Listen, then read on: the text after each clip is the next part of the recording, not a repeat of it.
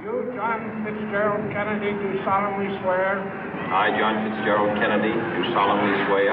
That you will faithfully execute the office of President of the United States. That I will faithfully execute the office of President of the United States. And will, to the best of your ability. And will, to the best of my ability. Preserve, protect, and defend the Constitution of the United States. Preserve, protect, and defend the Constitution of the United States. So help you God. So help me God.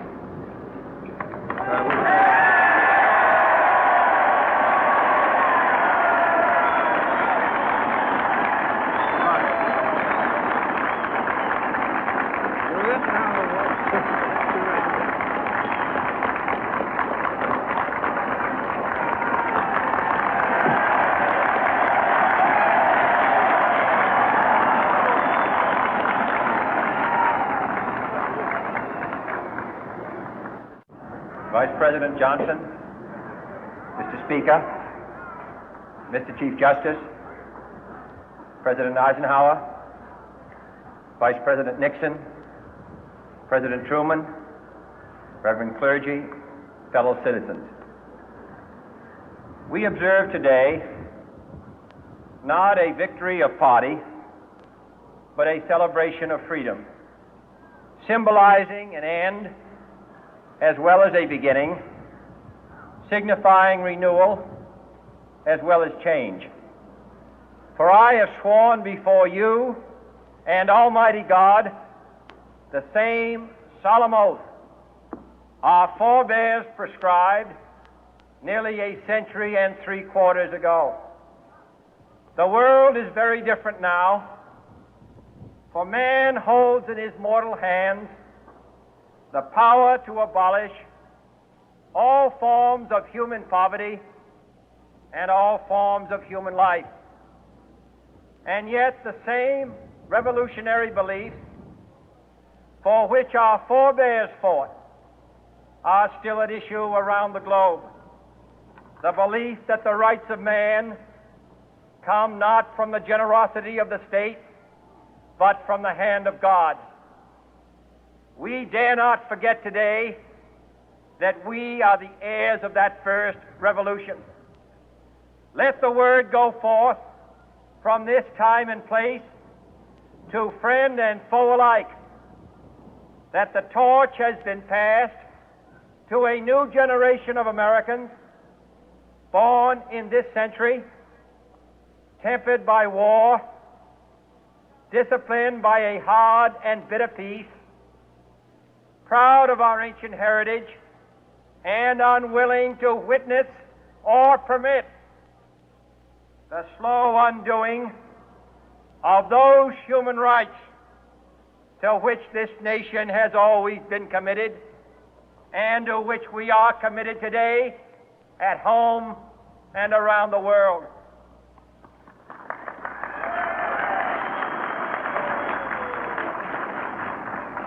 Let every nation know, whether it wishes us well or ill, that we shall pay any price, bear any burden, meet any hardship, support any friend, oppose any foe to assure the survival and the success of liberty.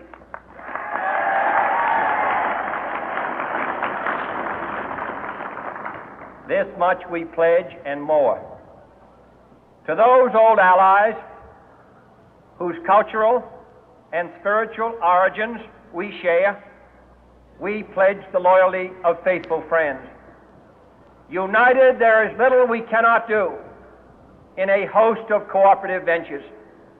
Divided, there is little we can do, for we dare not meet a powerful challenge at odds and split asunder. To those new states whom we welcome to the ranks of the free, we pledge our word that one form of colonial control shall not have passed away, merely to be replaced by a far more iron tyranny. We shall not always expect to find them supporting our view, but we shall always hope to find them strongly supporting their own freedom, and to remember that in the past, those who foolishly sought power by riding the back of the tiger ended up inside.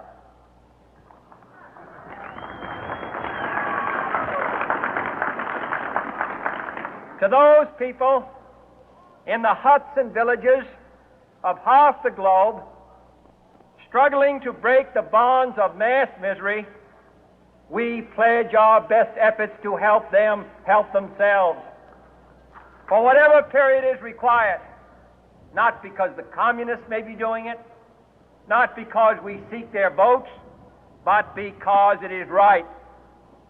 If a free society cannot help the many who are poor, it cannot save the few who are rich.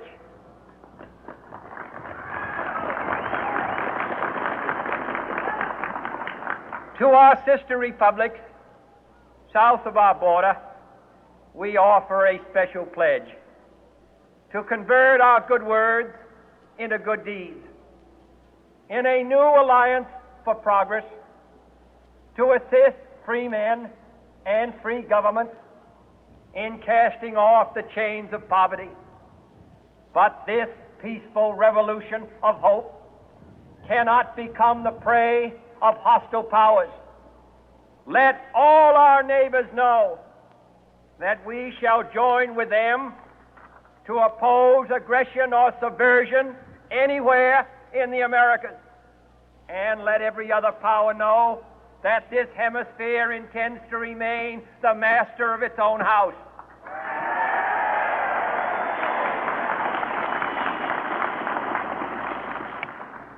To that World Assembly of Sovereign States, the United Nations, our last best hope, in an age where the instruments of war have far outpaced the instruments of peace, we renew our pledge of support to prevent it from becoming merely a forum for invective, to strengthen its shield of the new and the weak, and to enlarge the area in which its writ may run.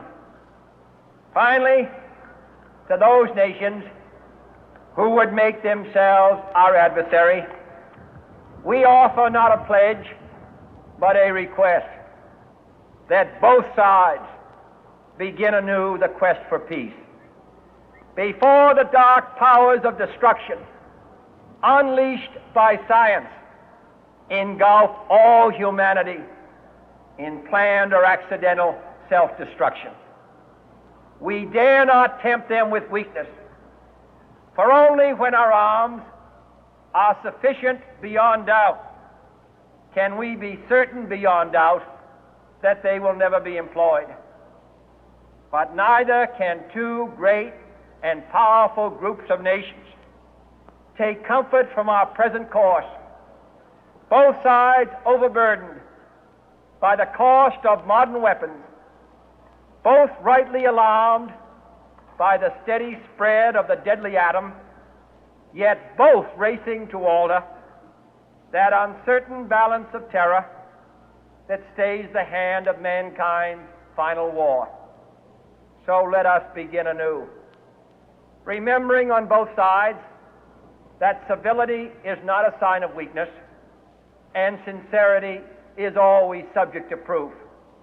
Let us never negotiate out of fear, but let us never fear to negotiate.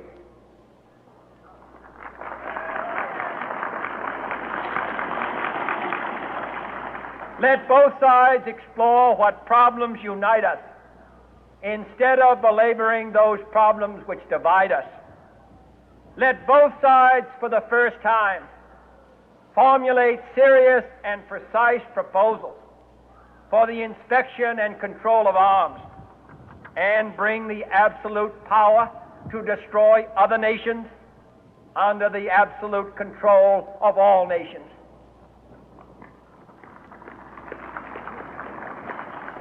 Let both sides seek to invoke the wonders of science instead of its terrors. Together, let us explore the stars, conquer the deserts, eradicate disease, tap the ocean depth, and encourage the arts and commerce. Let both sides unite to heed in all corners of the earth the command of Isaiah to undo the heavy burden and let the oppressed go free. And if a beachhead of cooperation may push back the jungle of suspicion, let both sides join in creating a new endeavor, not a new balance of power, but a new world of law, where the strong are just and the weak secure and the peace preserved. All this will not be finished in the first 100 days, nor will it be finished in the first 1,000 days, nor in the life of this administration, nor even perhaps in our lifetime on this planet. But let us begin.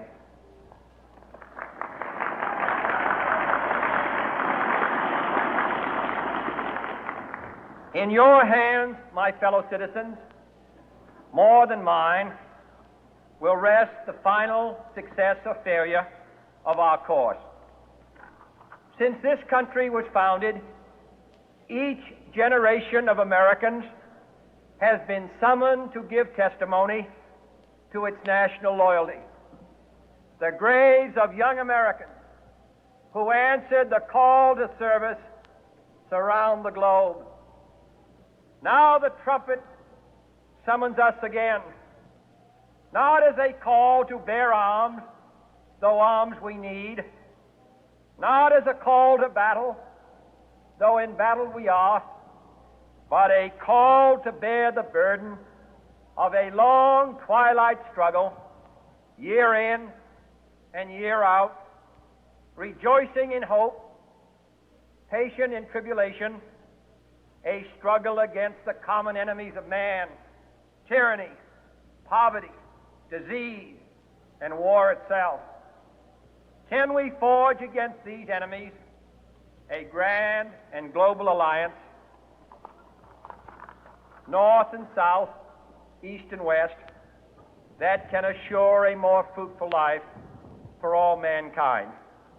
Will you join in that historic effort?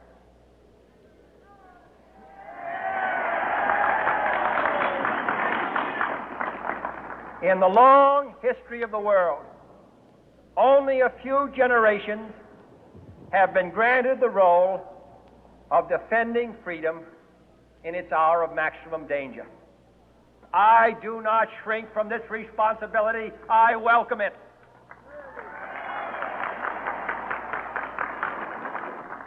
I do not believe that any of us would exchange places with any other people or any other generation. The energy, the faith, the devotion which we bring to this endeavor will light our country and all who serve it. And the glow from that fire can truly light the world. And so, my fellow Americans, ask not what your country can do for you. Ask what you can do for your country.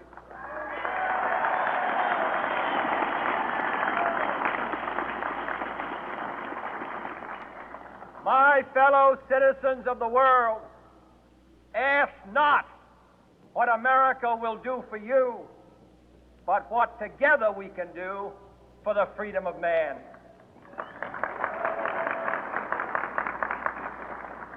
Finally, whether you are citizens of America or citizens of the world, ask of us here the same high standards of strength and sacrifice which we ask of you. With a good conscience, our only sure reward, with history the final judge of our deeds, let us go forth to lead the land we love, asking His blessing and His help, but knowing that here on earth God's work must truly be our own.